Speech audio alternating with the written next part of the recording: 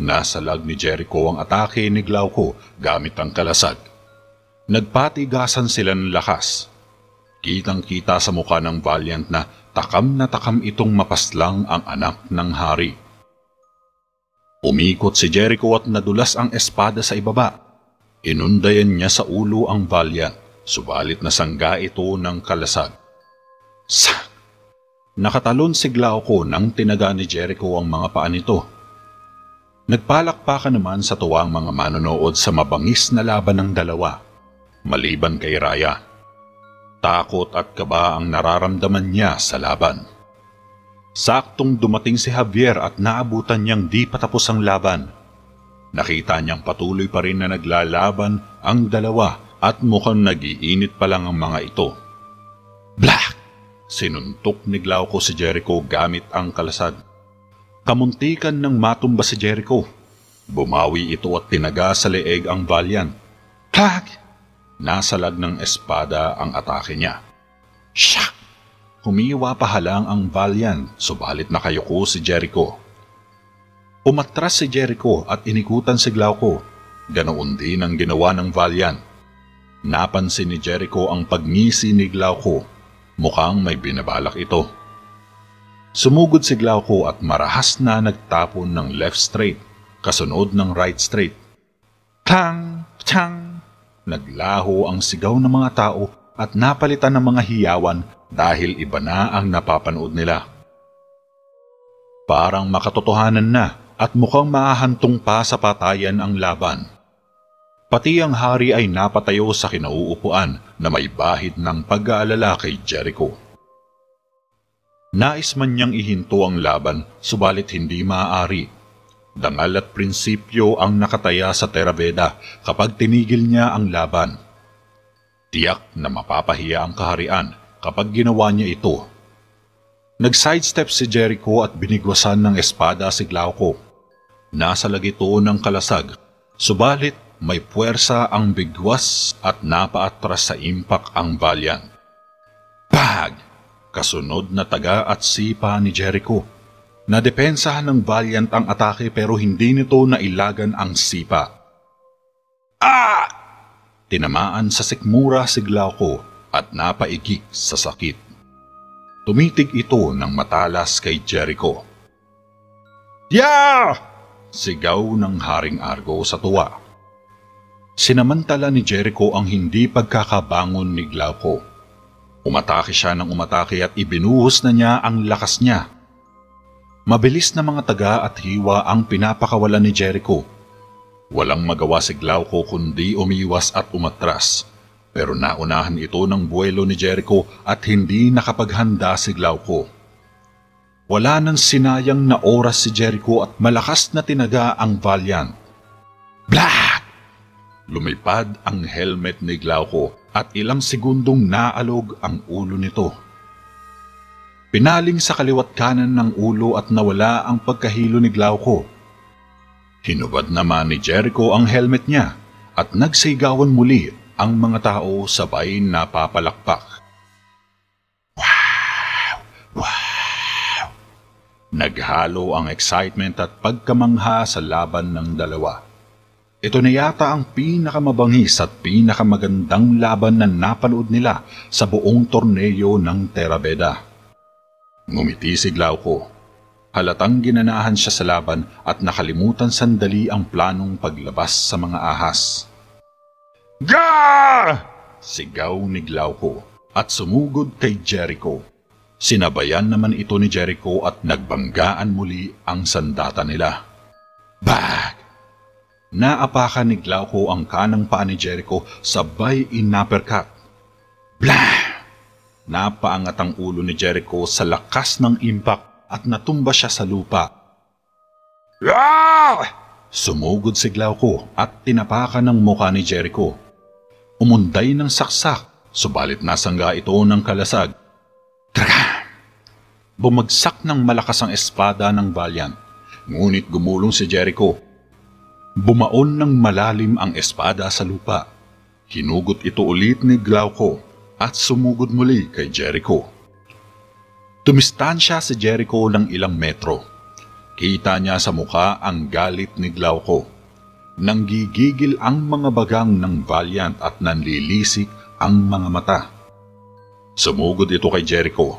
Umislay sa leeg pero nakayuko si Jericho. Nag-counter si Jericho at sumundot sa tiyan pero humarang ang kalasag at tinulak siya ni Glauco. Nagbitaw ng atake ang dalawa. Kang! Ah! Naghawakan sila ng espada. Nagtigasan sila ng lakas at puwersa. Rah! Ah! Puwersadong naitulak ni Glauco si Jericho. Dumikit ito sa gilid ng arena. Sumaksak sa dibdib ang Valiant pero tinuhod ito sa bayag ni Jericho. Ah! Napaatras si Glauco at namilipit sa sakit. Napunta ito malapit sa pwesto ni Javier. Dito na rin kumilos ang binata. Ito na ang hinihintay niya. Sinamantala niya ang pagkakataon para maipakita sa lahat ang nakatagong lihim ng Valiant. Bebay Odathay, Bebay Odathay, Arisan Kuikong. Taimtim na usal ni Javier. Maya-maya pa ay dahan-dahang dumungaw sa kalasag ang dalawang ahas. Kitang-kita ito ni Jericho. Maging ang iba ay napatayo na sa kinauupuan at parang hindi makapaniwala sa kanilang nasaksihan. Anong ginagawa niyo? Sinong tumawag sa inyo? Tanong ni Glauco sa mga ahas. Nais niyang pabalikin ito sa kalasag, subalit huli na. Nakita na ito ng lahat at nabulgar na ang tinatago nitong sikreto. Gumagamit ka ng salamangka? Sambit ng hari. Dito niya napagtanto na tama ang anak. Ngayon ay nagsisisi siya dahil hindi man lang niya pinakinggan ang anak. Totoo nga ang sinabi ni Javier, sabi ni Jericho. Maiksing tawa na lang ng Valiant. Wala na itong choice kung hindi pakawalan ng mga ahas. Tumalon ng mga ito na parang bulate at mabilis na gumapang patungo kay Jericho. Patayin niyo siya! Utos ni Glauco. Umatake ang mga ahas at napaatras si Jericho. Jericho! Sigaw ni Raya. Napalingon si Jericho at nasalo ang espadang hinagis ng kapatid niya. Tinaga niya agad ang dalawang ahas at mabilis na humiwalay ang mga ulo nito sa katawan. Sumugod bigla si Glauco. Shock! Nasalag ni Jericho ang atake ni Glauco nang patalikod itong tumira. Umikot si Jericho at nagharap muli ang dalawa. At sa pagkakataong ito ay ibinuhos ni Jericho ang lahat ng lakas niya. Tang! Tang! Klong! Magkakasunod na nasalag ni Jericho ang mga atake ni Glauco. At dahil wala ng depensa sa katawan ng Valiant, ginamit itong momentum ni Jericho. Malatornado siyang umikot at sa pag-swing ng kanyang espada, ay tumusok ito sa sikmura ni Glauco. Ah! Ungol ni Glauco nang tumagos sa likod ang dulo ng espada. Napayakap ito na mahigpit kay Jericho at napabuga ng dugo. Paalam na sayo, bulong ni Jericho sabay hinugot ang espada sa sikmura ni Glauco.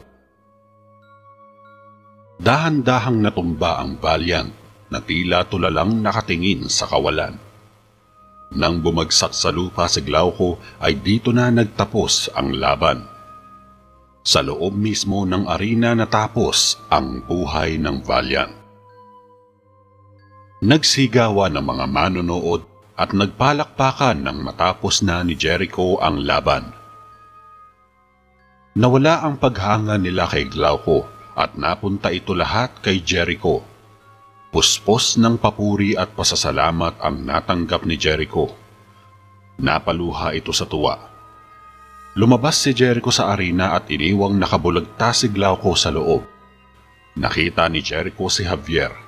Tuwang-tuwa din ang binata sa tagumpay ni Jericho. Tinapik niya sa balikat si Javier na parang sinasabing good job. Nag-thumbs up lang si Javier sabay ngiti. Kinagabihan, nagkaroon muli ng salo-salo sa loob ng palasyo. Pinasalamatan ng hari si Jericho at nakangiti rin nitong pinuri ang mga mandirigmang kalahok sa patimbala. Narito si Jericho, ang inyong kampyon! Sabay palakpak ng hari. Napapalakpak din ang mga tao at masayang sinalubong ang anak ng hari. Suot niya ang maliit na korona. Nakabihis siya ng chainmail at red cape. Nilapitan niya si Raya at inakay papunta sa kanilang ama. Nakita mo na? Sabi ko sa iyo eh. Ayaw mo kasi maniwala sa akin. Ani ni Javier kay Mang Rigor. Nasa isang sulok sila habang nagsisilbi sa mga bisita. Hindi ka makapaniwalang nanalo ako sa laban, no? Pabirong tanong ni Jericho kay Raya. Sumungit ang mukha ng prinsesa at tumingin kay Jericho. Ano bang sinasabi mo? Tanong ni Raya. May gusto ka sa Valiant na yun at iniisip mong siya ang mananalo. Mahinang bulong ni Jericho. Tumaray bigla ang kilay ni Raya. Ha? Seryoso ka pa't naisip mo pa yan? Wika ng prinsesa. Siyempre naman, kinikilig ka pa nga dun eh. Biro muli ni Jericho. Hay, ewan ko sa'yo, diyan ka na nga. Sabay nag-walk out ang prinsesa. Tumawa lang si Jericho at pinuntahan niya sa sulok si Javier. Gusto ko lang sabihin na mali ako at tama ka. Pasensya ka na, Javier, sa mga nasabi ko sa'yo. Pasensya na rin kung hindi ako naniwala. Maling-mali talaga ang ginawa ko.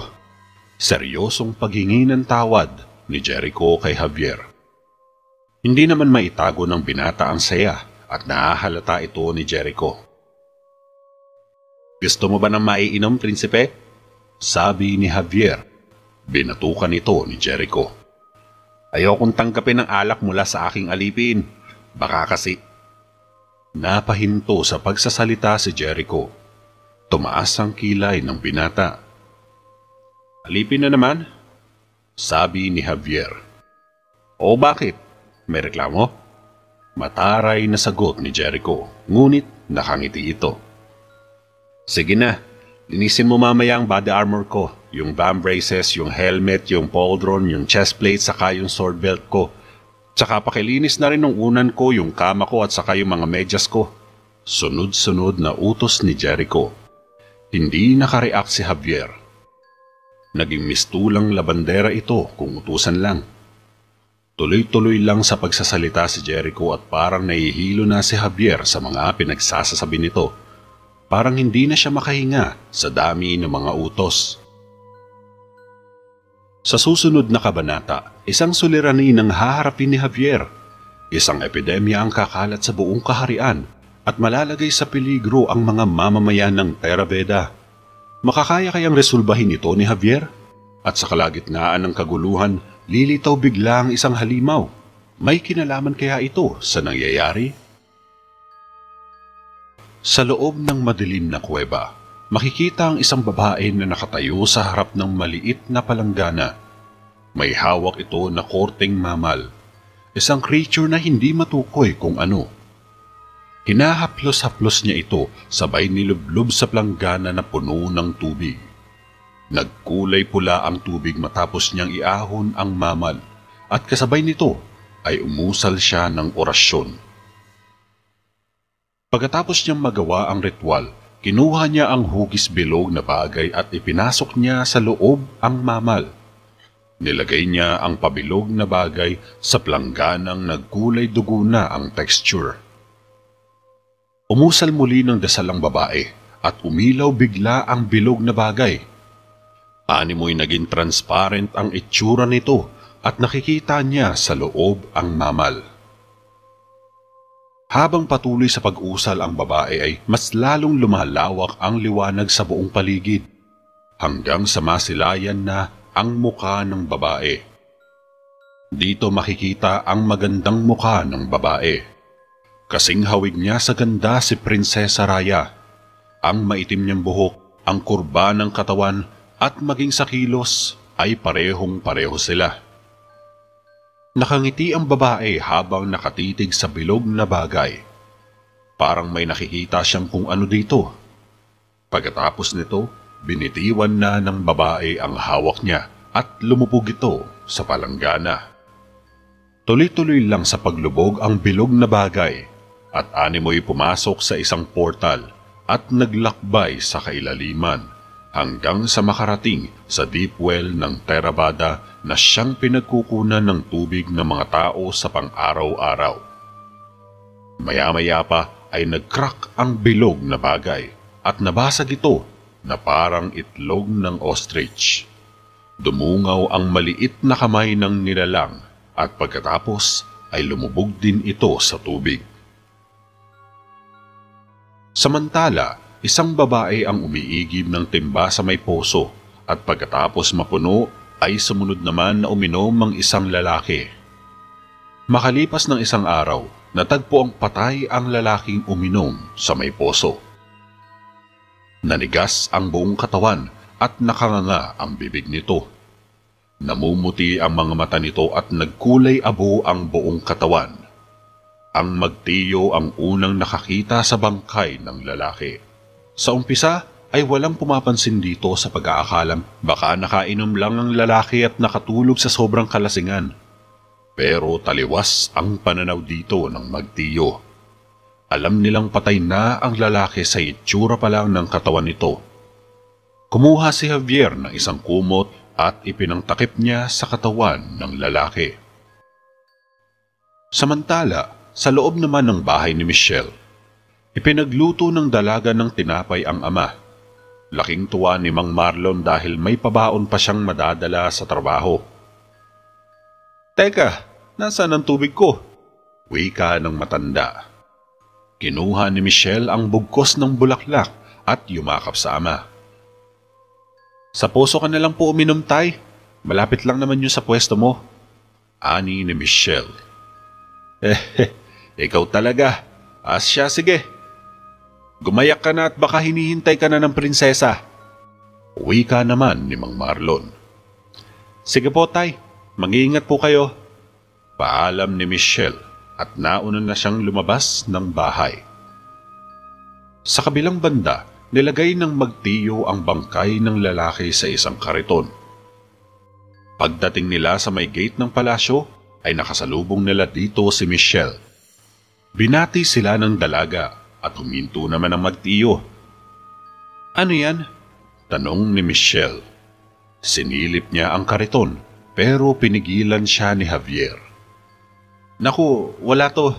Mga prutas lang na ihahatid sa palasyo." Kanino mo ibibigay yan?" ani ni Javier. Nabaling ang pansin ni Michelle sa bulaklak na hawak niya.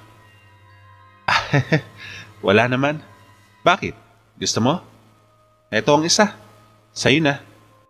Pumitas ng isang bulaklak si Michelle at inabot niya kay Javier. Malugod naman itong tinanggap ng binata at inipit sa scarf nito. Sige, mauna na kami. Salamat dito ha." Nakangiting paalam ni Javier at tinulak na nito ang kariton. Nakangiting hinatid ng tingin ni Michelle si Javier at naglakad na siya papunta sa palasyo. Pagdating niya sa loob ng kwarto ni Raya ay nakangiti siyang sinalubong ng prinsesa at napansin nito ang bulaklak. "Oh, ba't parang ang saya mo? Para kanino yan?" Nakangiting tanong ng prinsesa. Para sa iyo to. Pinitas ko yan sa bakuran namin kanina." Sabay abot ng bulaklak. "Ang lambing mo naman." Nagpasalamat ang prinsesa at inamoy ang bulaklak. "Tara, ilagay na natin yan." Mungkahi ni Michelle at kinuha niya ang bulaklak kay Raya. Nakangiti lang ang prinsesa sabay nagtataka sa kakaibang kinikilos ni Michelle. Samantala, gamit ang magnifying glass ay masusing binusisi ni Mang Rigor ang bangkay ng lalaki mula mukha hanggang leeg nito. Sa tanan ng buhay ko, ngayon pa lang ako nakaengkwentro ng gantong bagay. Wika ni Mang Rigor. Hindi niya maipaliwanag ang dahilan ng pagkasawi ng lalaki. Baka nalason siya, tiyo. Baka inamag na tinapay o karne? Teorya naman ni Javier. Mali. Hindi ito tungkol sa bulok na pagkain. Parang napuno ng tubig ang buong katawan niya. Paliwanag ng matanda. Tumingin ng seryoso si Javier kay Mang Rigor. May kinalaman ba to sa salamangka? Tanong ng binata. Javier! Boses ng lalaki sa labas. Napalingon si Javier dahil pamilyar sa kanya ang boses. Binuksan niya ang pinto at bumungad sa kanya si Jericho. Patapos na ako. Pasensya na, natagalan ng kaunti. Sabi ni Javier. Masungit itong tiningnan ni Jericho. Bakit naman? Kailangan ko na yun ngayon. Napa-cross arm si Jericho. Tumingin ito sa bandang leeg ni Javier. Kay Michelle ito. Binigay niya sa akin kanina. Sabay ngiti ng binata nang mapansin ni Jericho ang kapirasong bulaklak. Bueno, maghihintay ako. Bilisan mo lang.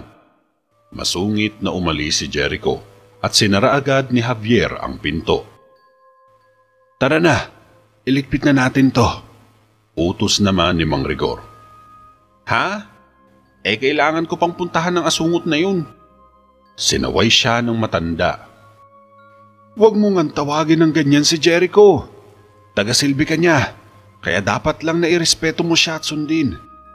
Halika, tulungan mo ko dito. Ipapakita natin to sa hari. Wika ni Mang Rigor. Ops, di mo ko utosan, tiyo. Ani ni Javier. Tama ka, pero aso naman kita. Tugon naman ni Mang Rigor. Napabusangot tuloy si Javier. Pagdating sa palasyo, inilatag ng magtiyo sa sahig ang bangkay ng lalaki. Nabigla ang hari sa nakita at seryosong tinanong si Mang Rigor. Anong ikinamatay niya, Rigor? Tanong ng Haring Argo. Napailing ang matanda. Hindi ko pa alam sa ngayon, pero pinag-aaralan ko na itong mabuti. Sagot ni Mang Rigor. Bigyan mo ko ng malinaw na sagot, Rigor. Kailan siya namatay at anong sanhi? Tanong muli ni Haring Argo. Nag-aalala ito sa posibleng dahilan ng ikinamatay ng lalaki. Tulad ng sinabi ko, kamahalan, pinag-aaralan ko pa ho ito, pero kung ako ang tatanungin... Pabitin na sabi ng matanda. Tila nangihingi pa siya ng pahintulot sa hari. Ano sa tingin mo ang nangyari? Sige, sabihin mo, Rigor. Anang hari. Palagay ko po, kamahalan. Isang mangkukulam ang may kagagawa nito. Diretsyong sagot ni Mang Rigor. Napahinga ng malalim si Haring Argo. Mukhang tama siya ng hinala. Ang mga taong kinasusuklaman niya ang may kagagawan ulit nito.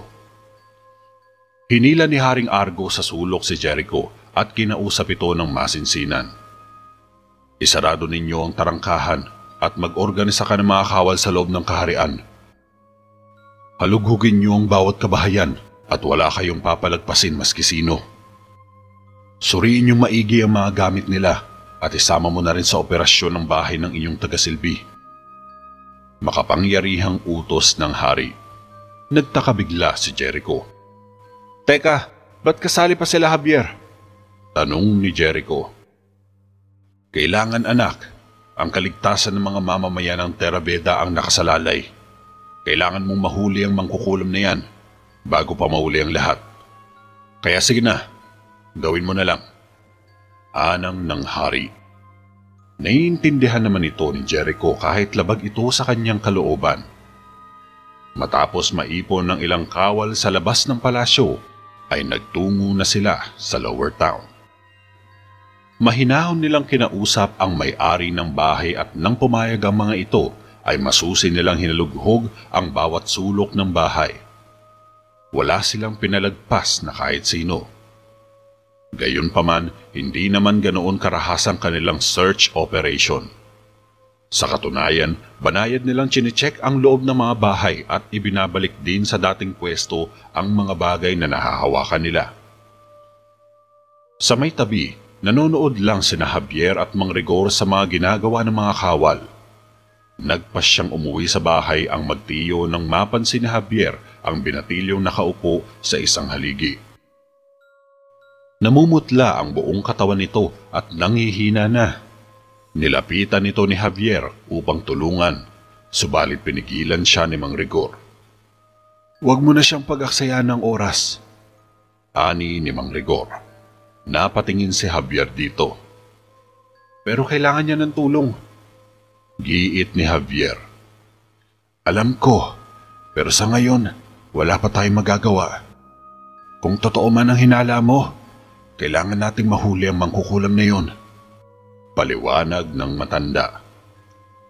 Iniwan tuloy ni Javier ang naghihingalong binatilyo kahit labag ito sa kanyang kalooban. Wala din siyang magawa para tulungan ang binatilyo. Malungkot niyang iniwan ito sa may haligi. Pagdating sa bahay, nagsagawa agad ng eksamin si Mang Rigor sa bangkay ng lalaki. Nakakuha ito ng likido sa katawan ng lalaki at nilagay niya ito sa tube. Lumapit siya sa ibabaw ng kandila at pinainitan niya ang tube. "Ano yan?" takang tanong ni Javier. "Aalamin ko kung bakit ito namatay." Pinatakan ng pulang likido ni Mang Rigor ang last tube at sinishake ito. Maya-maya pa ay nagulat na lang sina Javier at Mang Rigor nang pusukin sila ng mga kawal. "Pasensya na, pero kailangan namin halughugin ang loob ng bahay para makasigurado kami na walang nagsasagawa ng kulam dito," wika ni Jericho. "At kalokohan ito. Sino naman sa tingin mo ang mangkukulam sa amin? Loko ka talagang bata," saway ni Mang Rigor. "Ginagawa ko lang po ang trabaho ko, Mang Rigor," sagot naman ni Jericho. Chinek na nga ng mga kawal ang bagay na nakikita nila sa loob ng bahay. Mapaupuan, kaldero, baso, lamesa, lagayan ng damit at maging sa library ay sinuri din nila. Binabasa nilang maigi ang mga libro kung meron bang nakasulat na spells, subalit wala silang natagpuan. Napatingin si Jericho sa isang silid, ngunit nakasara ito. "Kaninong kwarto iyon?" tanong ni Jericho. "Kwarto ko yan," mabilis na sagot ni Javier. "At ano naman ang hahanapin mo dyan?" sabat naman ni Mang Rigor.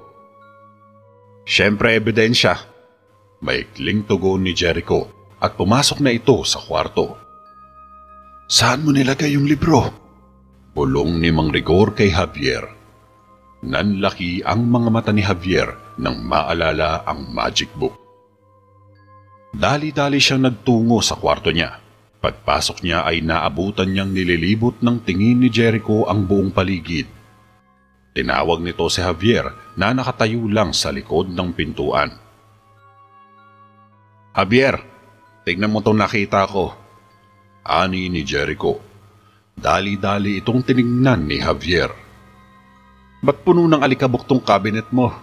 Maglinis ka nga minsan." Sabay sara ng kabinet. Napailing na lang si Javier. Iba ang laman ng isipan niya. Inaalala niya kung saan niya nailagay yung libro na binigay sa kanya ni Mang Rigor. Nagtungo si Jericho sa maliit na aparador at chinek ang mga gamit doon.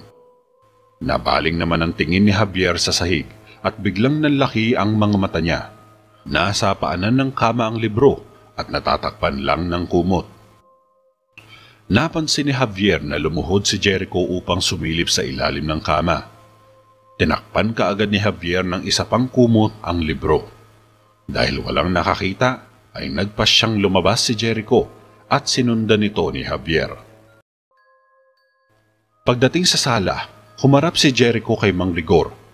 Tumapi naman si Javier sa tiyo niya at patay mali siyang nagkakamot lang ng ulo. Nakagawa ka na ba ng lunas sa sakit na kumakalat dito? Tanong ni Jericho. Prinsipe, di ko po masisiguro, pero ginagawan ko na po ito ng paraan. Pinag-aaralan ko pang mabuti ang mga datos na akin nakalap. Baka sakaling makahanap ako ng mainam na paliwanag dito. Tugon naman ng matanda. Kung gano'n alis na kami. Pasensya na po sa abala. Tapos na kami rito. Sabay na senyas ni Jericho sa mga kawal. Lumabas naman sila ng bahay at sinara naman agad ni Mang Rigor ang pinto. Sabay nilak ito. Kailangan mong itago ang aklat na yon, sabi ni Mang Rigor kay Javier. Wag tiyo, mas makakabuti kung gagamitin natin yun. Mungkahi ni Javier. Nababalik ko na ba? Wika ng matanda. Siguro nga po ganun, pero sa pamamagitan na mahiwagang aklat, maaari nating maresolba ang problemang ito. Magtiwala lang kayo, tiyo. Pakiusap ni Javier. Nahihibang ka na ba? Gagamit ka ng salamangka habang pinag-ahanap ng hari kung sino ang mangkukulam? Saway ni Mang Rigor. Kinuha nito ang magnifying glass. Paano natin mahuhuli ang mangkukulam kung di ako gagamit ng salamangka? Sige nga, mag-isip ka naman, tiyo. Gumagamit ng itim na karunungan ng mangkukulam na yun. Kaya yung libro ang gagamitin sa kanya. Wika ni Javier. Nakahanda itong kalabanin ang mangkukulam. Kailangan mo maghintay, iho. May tamang panahon para dyan. Ayokong mapahamak ka dahil sa libro na yan. Kaya itago mo muna ito habang maaga pa. Lintaya ni Mang Rigor. At hanggang kailan naman ako maghihintay? Sagot naman ni Javier. Matuto ka magtiis, iho. Matigas na sabi ng matanda. Natatawang naasar si Javier. Paano naman ako magtitiis ng ganito kung dumadami na ng dumadami ang biktima? Saad ni Javier. Darating din ang panahon mo, Javier. Pero di pa ito ang tamang oras. Tugon ng matanda. Patuloy pa rin pinag-ahanap ang mangkukulam na yun. Maaring bitan niya lang ito para mahulog sa patibong niya si Jericho. Mataas na ang boses ni Javier. Pakihinaan mo nga yung bunganga mo. Alam kong madali nating matutukoy kung sino ang mangkukulam kung gagamitin natin ang libro. Subalit napakakomplikado ng sitwasyon ngayon. Pwede tayong pugutan ng ulo kapag nahuli tayo ng hari na gumagamit ng salamangka. Yun ang kinakatakot ko, iho. Turan ni Mang Rigor. Hinawakan ito sa balikat si Javier na animoy sinasabi na sumunod na lang siya. Anong gusto mong gawin ko? Tanong ni Javier. Sa ngayon, magbase muna tayo sa sinasabi ng siyensya. Baka makahanap din tayo ng sagot. Tugon ni Mang Rigor. Walang nagawa si Javier kung hindi pagbigyan ang hiling ni Mang Rigor. Pursigido talaga si Javier na hanapin ang mangkukulam, pero tutol si Mang Rigor sa naiisip niyang paraan at masyado itong nag-aalala sa kanilang kaligtasan bago ang kapakanan ng iba. Samantala, sa loob naman ng kuweba, isang araw na ang nakalipas pero nanatili pa ring nakatayo ang babaeng mangkukulam sa harap ng planggana. Nakatitig ito sa tubig at napangiti siya matapos mag-evolve ng ganong kabilis ang nilalang na pinakawalan niya sa tubig. Mukha itong wreck monster, subalit napakaitim ng balat nito. Matatalas ang mga ngipin nito, ngunit katakatakang nakapikit lang ang mga mata ng nilalang. Umungol ang nilalang at sumisid ito sa tubig. Samantala, dahil hindi pa alam ng marami kung saan nagmumula ang sakit, ay patuloy pa rin sila sa pag-igib sa poso na naging sanhi upang mas lalong dumami ang namamatay. Nakahilata ang mga bangkay sa labas ng palasyo at balak silang sunugin para hindi na makahawa pa sa iba. Nahanap niyo na ba kung sino ang mangkukulam? Tanong ng Haring Argo. nang dumating sa palasyo si Jericho pagsapit ng gabi. Hindi pa namin siya nahanap, Ama. Nahalughog na namin ang buong bayan pero wala pa rin kaming nakikita. Malungkot na sagot ni Jericho. Tumalikod ang hari. Naglakad-lakad ito at nag-iisip ng paraan. Bueno, sabihin mo sa mga kawal na nag-organisa tayo ng limitadong oras. Walang sino man ang lalabas hanggat di nasusunog ang mga bangkay. Maotoridad na utos ng hari. Pero paano ang mga tao? Paano ang kabuhayan nila? Saad naman ni Jericho. Sa tingin mo ba, hindi ko naisip ang bagay na yan? Kinakailangang ikulong ang mga tao para di na kumalat ang sakit. Sige na, kumilos ka na habang nakasayad pa ang mga paa mo sa lupa. Tugon ng hari. Masusunod po, kamahalan. Sabay na nagbaw si Jericho at lumabas na ng palasyo. Kinabukasan, sa loob ng bahay ni na Javier, isang panibagong bangkay na naman ang nakahiga sa kanilang lamesa. Ganon din ang itsura ng bangkay. Namumutla ang balat at tila sinipsip lahat ang dugo nito sa katawan. Natatakpan ng kumot ang kalahati ng kanyang katawan at pinagmamasdan lang ito ni Javier. Ano sa palagay mo ang pinagkaiba ng bangkay sa lalaking bangkay na sinuri natin kahapon? Seryosong tanong ni Mang Rigor sa pamangkin. Babae po siya, tiyo. Sagot ni Javier. Siraulo ka talaga. Hindi yan ang ibig ko sabihin. Binatukan ni Mang Rigor si Javier. Ano po bang pinagkaiba nila? Reklamo ni Javier. Di ko akalaing marunong kang gumamit ng mahika. Pero di ka natutong mag-obserba. Dismayado si Mang Rigor at napailing. Wala naman po kasi akong alam pagdating sa gantong bagay. Sagot ni Javier. Masdan mong mabuti. Anong napapansin mo sa katawan ng babaeng yan? Wika ni Mang Rigor. Teka, namumutla ang balat? At saka nagsilitawan ng mga ugat niya? Parang nakakain ng buhok na pagkain? Tama, baka nalason siya. Wika ni Javier. Medyo napaisip din si Mang Rigor. Mukhang tama rin ang kutob niya sa simula pa lang, pero hindi niya lang ito ma-figure out agad. Mukhang tubig ang sanhi ng pagkalason nila. Tingnan mo to. Binuka ni Javier ang bibig ng babae at tumulo sa gilagid nito ang malagkit na laway. Sandali, patingin nga ako. Sinuri ni Mang Rigor gamit ang magnifying glass ang bibig ng babae. May nakita siyang kaunting bubbles sa loob at mukhang nakabara ito sa lalamunan. Ang galing mo! Wika ng matanda kay Javier. Mukhang may kutob na sila kung bakit nangyayari ito. Taliwas sa unang teorya nila na isang nakakahawang sakit ang kumakalat sa kanilang bayan, inabutan ng timba ni Mang Rigor si Javier. Kinuha ito ng bata at lumabas ng bahay. Samantala, sa loob naman ng bahay ni Michelle ay kakatapos lang mag-almusal ni Michelle. Nakapag-ayos na siya ng sarili at nakahanda ng pumunta sa palasyo. Pinuntahan niya ang ama para ayaing mag-almusal, pero laking gulat ni Michelle nang bumungad ang namumutlang mukha ng ama. Michelle? Mahinang boses ni Mang Marlon. Napaatras si Michelle at lumabas ng bahay na umiiyak. Napadaan ito sa may poso at nakita niya si Javier na tumatakbo. Michelle? Tawag ni Javier pero hindi ito napansin ng dalaga. Dali-dali itong hinabol ni Javier, bit-bit ang timbang inigib niya.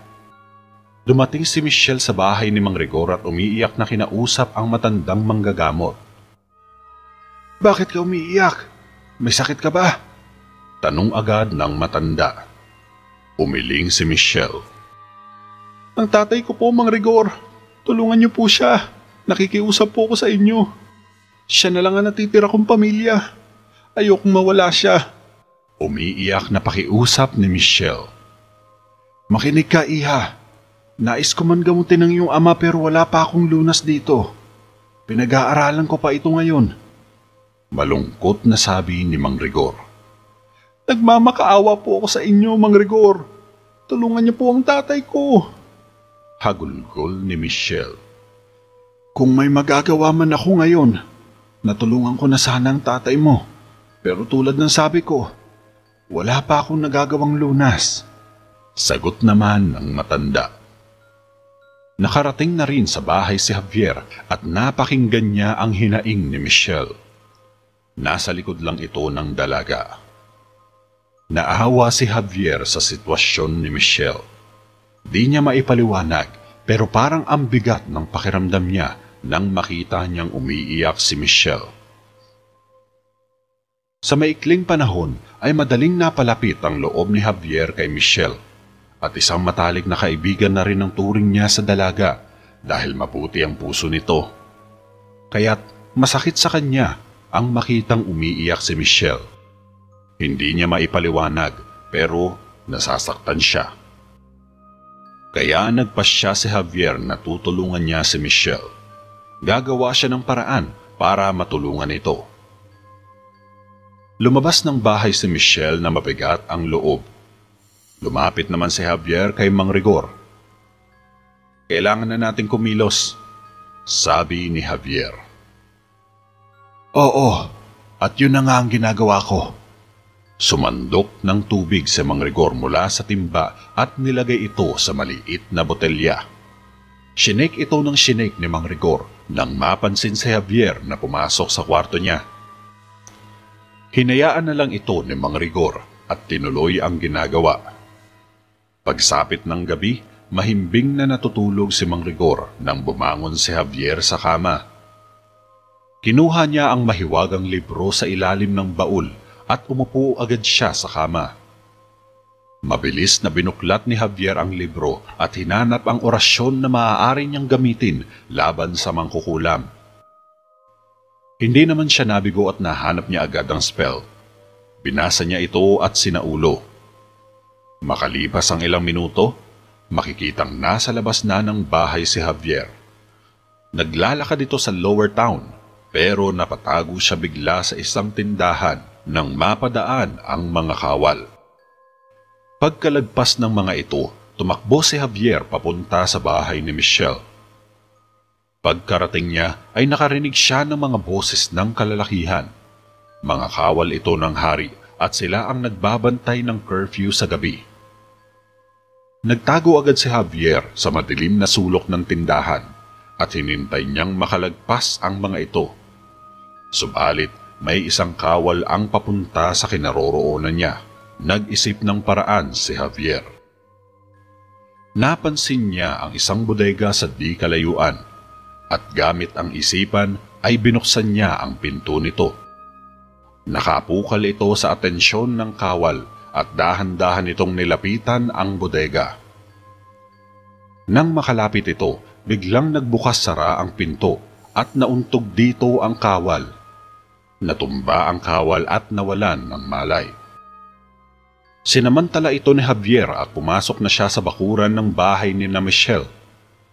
Sumilip ito sa bintana at nakita niyang tulog na ang mag-ama. Dahan-dahan siyang pumasok sa loob at sinara niya ang pinto. Maingat siyang lumapit sa natutulog na ama ni Michelle at nilagay niya sa ilalim ng una nito ang isang bilog na bagay na nakabalot sa puting tela. Umatras ng bahagya si Javier at inusal niya ang spell. Nanilaw ang mga mata niya at umilaw ang bagay na nasa ilalim ng unan.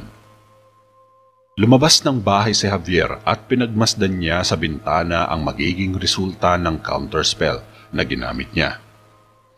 Maya-maya pa ay unti-unting nagmulat ng mga mata si Mang Marlon.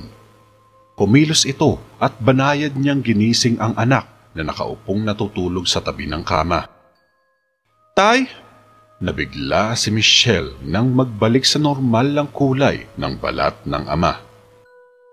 Napaluha sa tuwa si Michelle at niyakap agad ang ama. Akala niya ay tuluyan nang mawawala sa kanya ang ama. Pero isang maligro ang nangyari at hindi siya makapaniwala. Subalit, hindi lang si Michelle ang natutuwa sa nangyari. Sa may bintana ay makikitang nakangiti si Javier. Masaya ito dahil nasolve na niya ang problema ng kaibigan. Lumabas ito ng bakuran na walang anumang bakas ni anino niya. Umuwing masaya sa bahay si Javier, subalit lingid sa kanyang kaalaman ay mas magiging komplikado pa pala ang lahat dahil sa ginawa niya.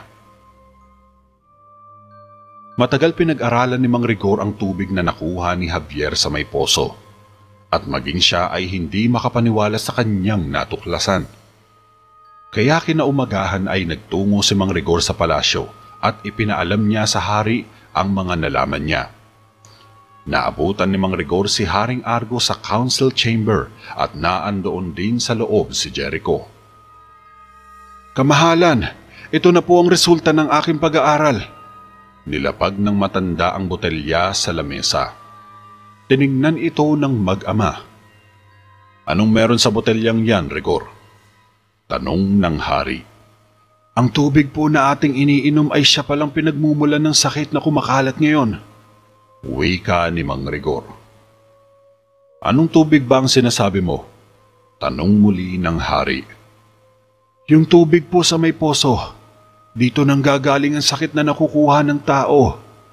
Malamang ay may patay na hayop sa balon kaya nagkaroon ng kontaminasyon ang tubig nito. Ang kailangan lang po natin gawin ay malinis ito. Paliwanag ng matanda. Posibleng mangkukulam na naman ang may kagagawan nito. Kailangan natin siyang mahanap at puksain. Wika naman ng hari. Di ako naniniwala na nandito siya sa loob ng kaharian. Sabat naman ni Jericho. Kung gayon, palawakin niyo pa ang paghahalughog niyo. Libutin niyo ang buong bayan at hulihin namang kukulam na yan. Makapangyarihang utos ng hari. Nilibot na po namin, Ama, ang buong kaharian. Subalit wala talaga kaming nakita mangkukulam. Tugon ni Jericho. Ayokong maupo na lang dito at panoorin ng dahan-dahang pagkalagas ng mga tao ko. Gumawa kayo ng paraan. Kilos na! Sabi ng hari. Walang magawa si Jericho kung hindi ang sumunod. Masusunod po, kamahalan. Umalis si Jericho at naiwan sa tabi ng hari si Mang Rigor na may bahid ng pag-aalala sa pamangkin. Samantala, nagtungo naman si Javier sa silid ng prinsesa dahil inaasahan niya na dito niya makikita si Michelle. At hindi nga siya nagkamali dahil naabutan niya ang dalaga na kasalukuyang nagliligpit na mga labahan. Mukhang bumuti na ang lagay ng iyong ama ah. Nakangiting bati ni Javier. Nagulat si Michelle at napalingon bigla. Ah, oo, maayos na ang lagay niya. Di nga ako makapaniwala na mangyayari sa amin ang ganong milagro. Sagot ni Michelle at nakangiti ito. Mabuti kung ganon. Sige, alis na ako. Paalam ni Javier. Pero napahinto siya nang tawagin siya ni Michelle. Paano mo nga pala nalaman na maayos na si Itay? Nagtatakang tanong ng dalaga. Napalunok ng laway si Javier. Matagal bago siya nakasagot. Wala. Nakikita ko lang kasi sa mga mata mo na parang sinasabing ayos na ang iyong ama. Palusot ni Javier. Yan nga ang nakakapagtaka. Kasi wala pa akong sinasabihan tungkol sa pagaling ni Itay. Kaya, paano mo nalaman yun? Usisa ni Michelle. Ganito kasi yan. Noong nakaraang araw ko palang nalaman ng isang bagay na di ko maintindihan. Sige, aaminin ko na. Isa akong manghuhula. Sabi ni Javier. Natawa si Michelle sa sinabi niya. Seryoso ka ba? Tiraulo ka? Napangiti si Javier. Mukhang nakalusot ang alibay niya. Seryoso nga. Gusto mo magpahula? Pabirong sabi ni Javier. Sige. Hulaan mo nga kung anong iniisip ko ngayon. Wika ni Michelle. Iniisip mong hindi talaga ako manghuhula. Sagot ni Javier. Natawa ulit si Michelle. Baliw ka talaga? Sumungit naman ang mukha ni Javier. Hindi ganun ang ibig sabihin. Natutuwa lang ako dahil palabiro kang tao. Kaya gusto kitang kausap eh. Tugon ng dalaga. Subalit kapansin-pansin ang pamumula ng pisngi nito. Salamat naman at napapangiti kita kahit mga simpleng bagay lang. Ani ni Javier. Salamat. Maikling sagot ng dalaga. Salamat saan? Tanong naman ni Javier. Pwede ba akong humingi ng pabor? Saad ni Michelle. Medyo naiilang na itong tumingin kay Javier. Sige lang, ano yun? Pero napansin ni Javier na parang nahihiya si Michelle. Mukhang alam niya na ang nais nitong iparating. Sige, aalis na ako. Nahihiyang sabi ni Javier at mukhang nakakaistorbo na siya. Sige Javier, salamat. Sambit ni Michelle. Ngumiti lang si Javier at lumabas na siya sa silid ng prinsesa. Samantala, pinuntahan naman ni Jericho ang ama ni Michelle dahil nakabalik na raw ito sa trabaho. Pagdating nila sa forge ay nagtaka sila nang makitang masiglang-masigla ang matanda. Pinanood nila ang ginagawa ni Mang Marlon. Pinapainit nito ng husto sa apoy ang isang bakal pagkatapos ay inilubog sa tubig. Kumuha ng isang maliit na maso si Mang Marlon at nilatag nito sa malapat na bato ang bakal, sabay pinukpok ito ng pinukpok ng maso. Nagtaka naman si Jericho, pati na rin ang mga nakakakita dahil alam nilang nahawaan ng sakit ang matanda. Pero heto siya, masiglang masigla at tila mas lalo pang lumakas. Lumapit si Jericho sa ama ni Michelle at tinanong ito ng mahinahon. Akala ko po ba Mang Marlon may sakit kayo? Balitang-balita kasi yun dito. Napahinto sa ginagawa ang matanda. Pero malakas na ako ngayon. Maikling sagot ni Mang Marlon. Ganon po ba? Paano po nangyari yun? Usisa ni Jericho. Hindi ko nga rin maintindihan Pagising ko na lang kagabi biglang gumanda na ang pakiramdam ko. Sagot ng matanda. Sino po ang kasama niyo kagabi bago kayo gumaling? Seryosong tanong ni Jericho. Yung anak ko lang, si Michelle. Napaisip ng malalim si Jericho sa sinabi ni Mang Marlon. Umalis itong hindi nagpapaalam sa ama ni Michelle. Nagtaka na lang ang matanda sa inasal ni Jericho pero ipinagsawalang kibo na lang ito at nagpatuloy siya sa gawain. Sunod na pinuntahan ni Jericho ang bahay ni Michelle at hinalughog ng isang kawal ang loob ng bahay. Mga aparador, cabinet, baul, damit at pati na rin sa ilalim ng kama ay masusing tsinek ng kawal. Pumasok si Jericho at nilibot niya ng tingin ang buong bahay, subalit wala siyang makitang kahina-hinalang bagay. Maya-maya pa ay napadako sa ibabaw ng kama ang kawal at tinanggal nito ang bedsheet hanggang sa may namataan itong kakaibang bagay sa ilalim ng unan. Umiilaw ito at nakabalot sa puting tela. Kinuha ito ng kawal at ipinakita kay Jericho. Nanlaki ang mga mata ni Jericho. Maya-maya lamang ay tinungo na nila ang silid ng prinsesa at naabutan nila si Michelle na may hawak na flower vase. Dakpin siya! Maotoridad na utos ni Jericho at 2 kawal ang humuli kay Michelle.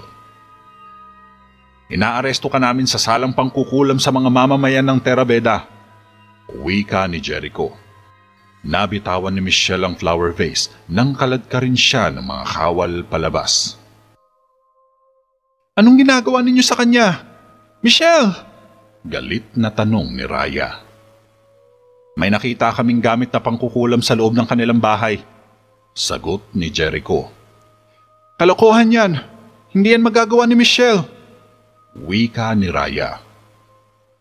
Huwag mo na siyang ipagtanggol, sabi naman ni Jericho. Pero inosente siya. Wala siyang kinalaman dyan. Pabalang nasagot ng prinsesa. Anong dapat kong gawin? Abayaan siya at magbulag-bulagan na lang sa ginagawa niya? Tugon ni Jericho at lumabas na siya ng silid.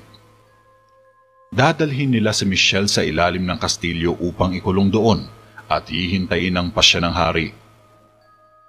Pakiusap, pakawalan ninyo ako. Wala akong kasalanan. Jericho, maniwala ka. Hindi ko magagawa ang bagay na binibintang ninyo. Pagmamakaawa ni Michelle, ngunit tila bingi si Jericho sa pakiusap ng dalaga. Sumulpot bigla si Javier nang mabalitaan niyang sumugod si Jericho sa silid ng prinsesa para dakpin si Michelle. Nakita niya si Michelle na kinakaladkad ng dalawang gwardya. Tinangka niyang pigilan ang mga ito, subalit nakita siya ni Mang Rigor. Nahawakan nito ang kamay ni Javier at sinabihang huwag na siyang makialam. Dinala ni Mang Rigor ang pamangkin sa bahay at doon kinausap. Ano bang ginagawa mo? Galit na tanong ni Mang Rigor. Ano? Sambit ni Javier. Gusto kong sabihin mo. Naintindihan ko na. Gusto mong makatulong sa iba, kaya mo yung ginawa. Tama?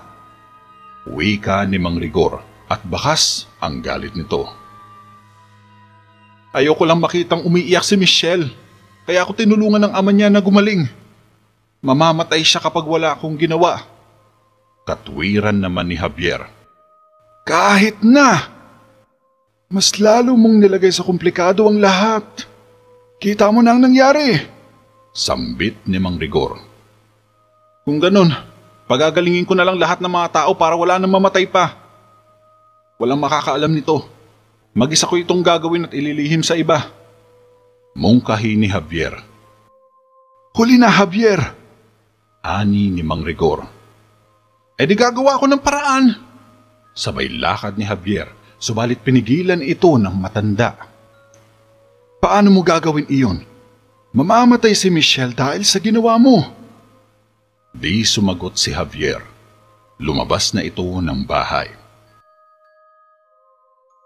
Napabuntong hininga naman si Mang Rigor at napaupo siya.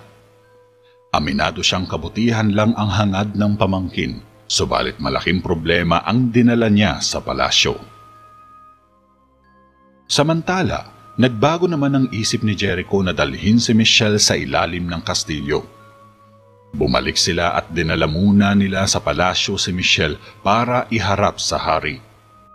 Nagmamakaawa si Michelle na pakawalan na siya, subalit hindi siya pinapakinggan ni Jericho. Pagkapasok nila sa council chamber ay itinapon ng dalawang kawal si Michelle na parang basahan sa harap ng hari. Magaling ang ginawa mo, anak, ani ni Haring Argo habang nakaupo ito sa kanyang trono. Wala akong kasalanan. Maniwala kayo. Pakiusap ni Michelle. Nagpalinga-linga siya sa paligid, subalit iniiwasan siyang tignan ng royal court. Naroon din sa loob si Javier at lihim na nagtatago sa sulok. Tahimik itong nakikinig. Dumating naman si Raya at hinarap ang ama. Nagbow muna siya bago magsalita. Naniniwala ko na nagsasabi ng totoo si Michelle, kamahalan. Matagal na siya nagsisilbi sa akin at kilalang kilala ko siya. Hindi niya magagawa ang ganung bagay. Pagtatanggol ni Raya kay Michelle. Kung ganon, ano itong bagay na nakita ni Jericho sa loob ng kanilang bahay? Tanong ng hari. Anong bagay? Wala po akong alam dyan. Maniwala po kayo. Napaiyak na si Michelle. Lokohin mo ang sarili mo, iha. Anas ng hari. Maniwala po kayo, aking kamahalan. Nagsasabi po ako ng totoo. Pakiusap ni Michelle. Kung gayon, pagalingin mo ang mga taong nahawaan ng sakit at baka mapatawad pa kita. Wika ni Haring Argo. Ano? Sinabi ko na sa inyo, wala po akong alam sa bagay na yan. Hindi ako mangkukulam. Sabi ng dalaga. Wala rin akong magagawa kundi sentensyahan ka ng kamatayan. Tugon naman ng hari.